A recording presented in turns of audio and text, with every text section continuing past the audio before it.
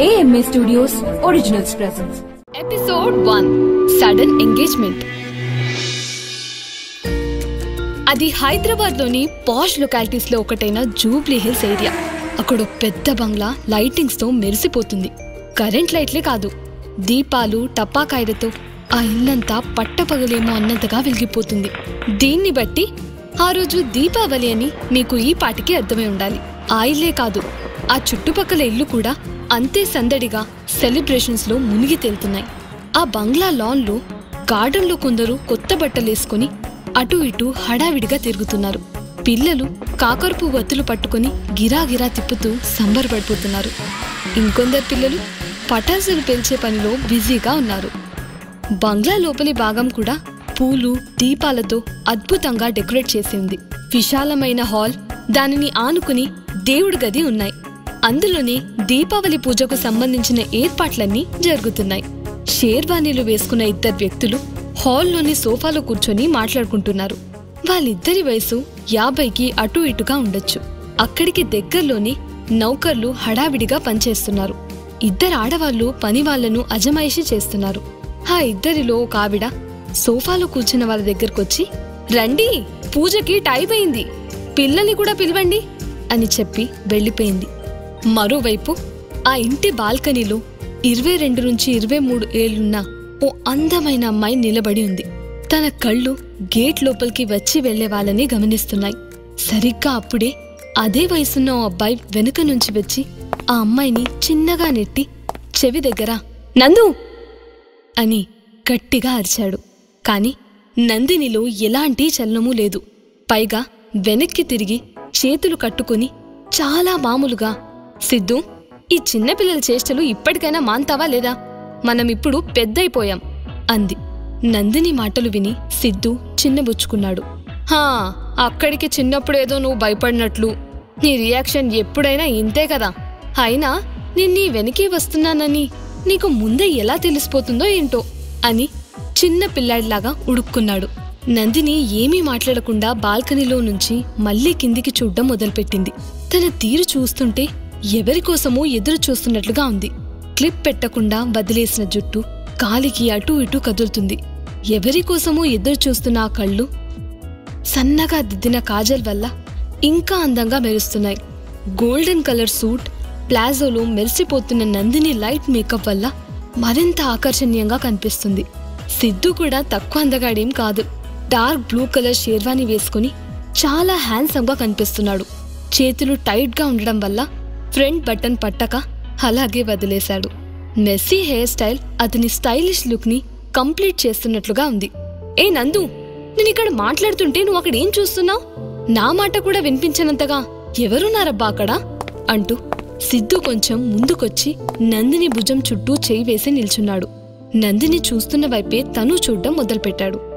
ఏం లేదురా, రాహుల్ ఇంకా రాలేదు. ఇంకాసేపుంటే రాహుల్ ఎందుకు రాలేదని అమ్మ నా మీద అరుస్తుంది. ఎక్కడున్నాడో ఏంటో గేటు వైపు చూస్తూనే నందిని సిద్ధుకి చెప్పింది. సిద్ధు నందిని తలపైన చిన్నగా ముట్టి, మొద్దు, ఫోన్ చేసి కనుక్కోవచ్చుగా అన్నాడు. అరే అవును కదా, నాకసలు ఈ ఆలోచనే తట్టలేదు. ఇప్పుడే కాల్ చేసి కనుక్కుంటా ఉండు అంటూ నందిని మొబైల్ లాక్ తీసింది. సరిగ్గా అప్పుడే వెనక నుంచి ఓ గొంతు ముద్దు ముద్దుగా పలికింది. ఆ గొంతు మరెవరిదో కాదు, సంజనాది. నాకు తెలుసు మీరిద్దరూ ఇలా ఒకే చోటు ఉంటారని. ఏం చేస్తున్నారిక్కడ? పదండి, మమ్మీ పిలుస్తుంది, పూజకి టైం అయిందంట అంటూ ఇద్దరినీ తొందర పెట్టింది. సంజన పింక్ లంగావోణిలో చూడముచ్చటగా ఉంది. తను నందిని కంటే 2 ఏళ్లు చిన్నది కావచ్చు. అంటే 20 నుండి 21 సంవత్సరాలుండొచ్చు. సిద్ధు చెప్పున వెనక్కి తిరిగి సంజనాని చిరుకోపంగా చూశాడు. బెస్ట్ ఫ్రెండ్స్ ఎప్పుడు కలిసే కదా ఉంటారు, ఇందులో కొత్తేముంది? పైగా ఇది అందరికీ తెలిసిన విషయమే. అయినా మేమిక్కడేం ఆడుకోవట్లేదు, రాహుల్ కోసం వెయిట్ చేస్తున్నాం అన్నాడు. అప్పుడు నందిని సంజన వైపు తిరిగి, నువ్వెళ్ళు సంజు, నేను రాహుల్కి ఫోన్ చేసి ఇంకా ఎంత టైం పడుతుందో కనుక్కుంటా అంది. రాహుల్ అన్నా ఎప్పుడో వచ్చేశాడు, అందరూ మీ ఇద్దరి కోసమే వెయిట్ చేస్తున్నారు. ఇంకా సేపట్లో మీరు గాని రాకపోతే మమ్మీ తిట్ల పురాణం అందుకుంటుంది అని చిలిపిగా అనేసి లోపలికి పరిగెత్తింది. ఆ మాటలు విని సిద్ధు నందిని మొహమొహాలు చూసుకున్నారు. ఆ వెంటనే బాల్కనీ నుంచి గదిలోకి వచ్చి అక్కడ్నుంచి హాల్లోకి పరిగెట్టుకొచ్చారు. హాల్లో దీపావళి పూజ అప్పుడే మొదలైంది. నందిని సిద్ధు ఇద్దరు వచ్చి అందరికంటే వెనుక నిలబడి 2 చేతులు జోడించారు. రాహుల్ ఆ పాటికే వచ్చి వాళ్ల అమ్మానాన్నలతో పూజలో కూర్చొని ఉండడం నందిని గమనించింది. కాసేపటికి పూజ పూర్తయింది. సిద్ధార్థ్ అమ్మ విజయలక్ష్మి హారతి ఇచ్చి అందరికీ ప్రసాదం పంచింది. పెద్దవాళ్లంతా ప్రసాదం తీసుకున్నాక లీవింగ్ ఏరియాలోకి వచ్చారు. సిద్ధు రాహుల్ మాట్లాడుకుంటూ కూర్చున్నారు. సంజన నందినిని బయటికి వెళ్దామని లాక్కెళ్తుంది. అప్పుడు సిద్ధు నాన్న కృష్ణమోహన్ ఎక్కడికెళ్తున్నారు, ఆగండి అని గట్టిగా పిలిచారు. ఆయన గొంతు విని ఇద్దరూ ఆగిపోయారు. సంజన వెనక్కి తిరిగి, డాడీ, నేను నందు గార్డెన్లోకి వెళ్లి టపాసులు పేల్చుకుంటాం, పూజ కూడా అయిపోయింది కదా అని గారంగా అడిగింది. కాసేపటి తర్వాత వెళ్ళండి తల్లి, ఇప్పుడు మేము మీతో ఒక ముఖ్యమైన విషయం మాట్లాడాలి సంజన అమ్మ విజయలక్ష్మి దగ్గరకొస్తూ చెప్పింది. ఆ మాట విని సంజన కన్ఫ్యూజ్ అయిపోయింది. మామ్, ముఖ్యమైన విషయమా? అది నాతోనా అని ఆశ్చర్యంగా అడిగింది. సంజన కన్ఫ్యూజన్ చూసి ఆమె తల్లి నవ్వుతూ కూతురి నెత్తిమీద చిన్నగా ముట్టింది. తనని పక్కకి జరిపి నందిని చేయి పట్టుకుని, నేను నందుతో మాట్లాడాలి, నీతో కాదు అంది. ఆ మాట విని నందిని టెన్షన్ పడిపోయింది. నమ్మలేనట్లుగా, నాతోనా ఆంటీ? నాతో ఏం మాట్లాడతారు అని అడిగింది. మాటంటే మాట కాదు, అనౌన్స్మెంట్ అనుకో. నీ గురించి మాత్రమే కాదు, నువ్వు సిద్ధు మీ ఇద్దరి గురించి మేమొక నిర్ణయం తీసుకున్నాం అంటూ నందిని నాన్న శ్రీనివాస్ కూతురి దగ్గరకొస్తూ చెప్పారు. ఆ మాట వింటూనే సిద్ధు నందిని ఒకరి మొహాలొకరు చూసుకుంటూ ఏమై ఉండొచ్చు అన్నట్లుగా సైగలు చేసుకున్నారు. వాళ్ళిద్దరినీ చూస్తుంటే అక్కడ ఏం జరుగుతుందో అర్థం కానట్లే ఉన్నారు. సిద్ధు అమ్మ దగ్గరికెళ్ళి, అనౌన్స్మెంట్ ఏంటమ్మా, నాకు అర్థం కావట్లేదు, క్లియర్గా చెప్పండి, ఇలా పజిల్స్ వేస్తూ మమ్మల్ని కన్ఫ్యూజ్ ఎందుకు చేస్తున్నారు అన్నాడు కాస్త అసహనంగా. నందిని కూడా సిద్ధు మాటలతో శృతి కల్పింది. అవునా ఆంటీ, సిద్ధు అన్నది నిజమే, విషయమేంటో చెప్పండి అని సిద్ధు వాళ్ల మమ్మీని అడిగింది. నందిని కొంచెం ముందుకొచ్చి, మమ్మీ, డాడీ, మీరైనా చెప్పొచ్చు కదా అని తన పేరెంట్స్ని కూడా అడిగింది. అప్పుడే సంజన రాహుల్ మొహంలో చిన్న చిరునవ్వు గమనించింది. అతనికి విషయం తెలుసని తనకి అర్థమైంది.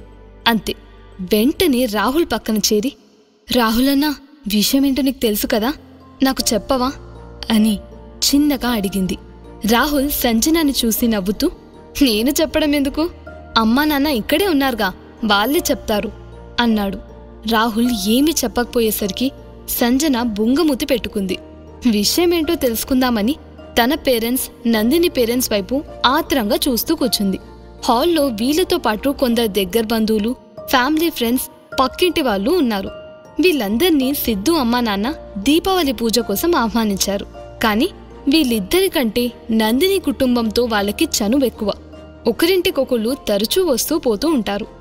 సిద్ధార్థ్ నాన్న కృష్ణమోహన్ కొడుకు వైపు నందిని వైపు చూస్తూ, మేమంతా కలిసి మీ ఇద్దరికీ ఎంగేజ్మెంట్ ఫిక్స్ చేశాము. ఈరోజు దీపావళి పార్టీ తర్వాత ఎంగేజ్మెంట్, ఇంకో నెలలో పెళ్లి అని అనౌన్స్ చేశారు. వాట్? సిద్ధు నందిని ఇద్దరూ ఒకేసారి అరిచారు. కాని ఇద్దరి మొహాల్లో ఎక్స్ప్రెషన్స్ మాత్రం వేరుగా ఉన్నాయి. ఇద్దరూ కంగారు పడ్డారు. కాని నందినికి ఇది ఊహించని షాక్ అయితే సిద్ధుకి మాత్రం పెద్ద సర్ప్రైజ్. అతని మొహంలో సంతోషం స్పష్టంగా కనిపిస్తుంది. అయితే ఇది నిజమే అని ఇంకా నమ్మలేకపోతున్నాడు. ఈ మాట వినగానే సంజన రాహుల్ వైపు చూసి అతని నవ్వుతో జత కలిపింది. ఇదన్నమాట సంగతి. అందుకేనా ఇంత సస్పెన్స్ మెయింటైన్ చేశారు? ఏమైతేనేమి, ఐఎమ్ సో హ్యాపీ, నందు ఇప్పుడు నా వదిన అవుతుంది అంటూ గంతులేసింది. సంజన సంతోషాన్ని చూసి రాహుల్, అరే, పెళ్లికొడుకు కంటే ఆడపడుచు ఎక్కువ సంతోషపడుతుందిగా, కనీసం మీ అన్నకు కంగ్రాట్స్ కూడా చెప్పవా అంటూ ఆట పట్టించాడు. సిద్ధు దగ్గరికెళ్ళి హక్ చేసుకుని, కంగ్రాట్స్ సిద్ధు, ఇప్పుడు నువ్వు నాకు బావవుతావు అని సంతోషంగా చెప్పాడు.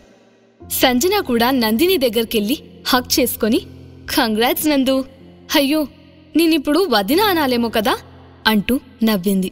నందిని కొంచెం ఇబ్బందిగా ఫీల్ అవుతూ సంజన వైపు గుర్రుగా చూసింది. వెంటనే సంజన 2 చెవులు పట్టుకుని, సారీ నందు, కాబోయే వదిన అనాలి కదా అని కొంటెగా అంది. సంజన మాటలకు అక్కడున్న వాళ్ళంతా నవ్వారు. సిద్ధు నందిని వైపు చూసి చిన్నగా నవ్వాడు. నందిని మొహంలో ఎలాంటి ఎక్స్ప్రెషన్ లేదు. కాని అందరూ తన వైపు చూస్తున్నారని అర్థం కాగానే బలవంతంగా పెదాల మీద నవ్వు పులుముకుంది. నందిని సిద్ధు వద్దనకపోయేసరికి వాళ్ళ పేరెంట్స్ తమ నిర్ణయం సరైనదే అని ఆనందించారు. ఇద్దరూ సంతోషంగా కలిసి బతుకుతారన్న నమ్మకంతోనే ఎంగేజ్మెంట్ పెళ్లి ఏర్పాట్ల గురించి ఆలోచించడం మొదలుపెట్టారు.